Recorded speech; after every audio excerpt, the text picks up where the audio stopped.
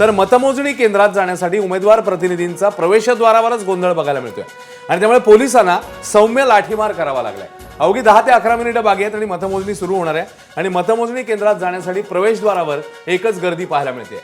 प्रतिनिधीचं ओळखपत्र तपासून पोलिसांकडून आत प्रवेश देण्यात येतोय, मात्र तत्पूर्वी तिकडे काही प्रमाणात गोंधळाची स्थिती बघायला मिळते। बीडमध्ये यावेळेला दोन्ही बाजूंकडनं जिंकण्याचा विश्वास व्यक्त होतोय। बजरंग सोनावणे यांनी तर असंही म्हटलं की लोकसभेची पुनरावृत्ती या स्थानिक स्वराज्य संस्थांच्या निवडणुकांमध्ये होईल। 1.5 दशकानंतर जवळपास मुंडे बहीण भाऊ हे एकत्र आलेले आहे स्थानिक स्वराज्य संस्थांच्या निवडणुकांसाठी आणि बीडमध्ये मतमोजणी सुरू होण्याच्या पूर्वी मतदान केंद्रावर मतमोजणी केंद्रावरती प्रचंड मोठा गोंधळ पाहायला मिळतोय। प्रत्येकाला आत जायचं आहे, पण पोलिसांनी ओळखपत्र तपासूनच आत सोडण्याचा निर्णय घेतला, त्यामुळे काहीसा गोंधळ आणि सौम्य लाठीचार्ज पोलिसांना करावा लागला। त्याचीच ही दृश्य आपण पाहतोय। खरं तर व्यवस्थित बॅरिकेडिंग करण्यात आलेले आहेत, परंतु तरी सुद्धा मोठ्या संख्येनं इथे प्रतिनिधी आल्यामुळे कार्यकर्ते आल्यामुळे पोलिसांचा सुद्धा नाईलाज झाल्याचं चित्र पाहायला मिळतंय। मतमोजणीच्या आधी बीडमध्ये घडलेला सगळा प्रकार। विकास माने आपल्या सोबत आहेत, आपले प्रतिनिधी। विकास, नेमकं काय घडलेलं होतं, आताची काय ताजी स्थिती आहे? विकास।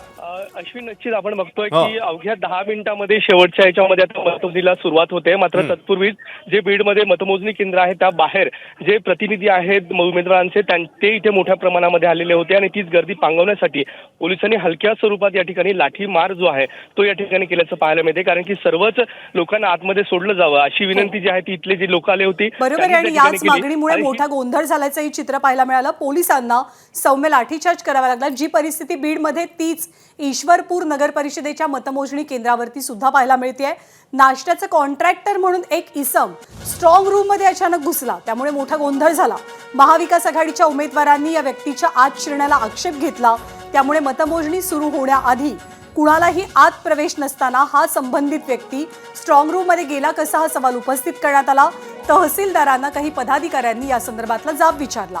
आपण नाश्त्याचे कॉन्ट्रॅक्टर आहोत असं सांगून ही व्यक्ती अचानक स्ट्रॉंग रूम मध्ये शिरली, पण स्ट्रॉंग रूम मध्ये कुणालाही प्रवेश नसतो।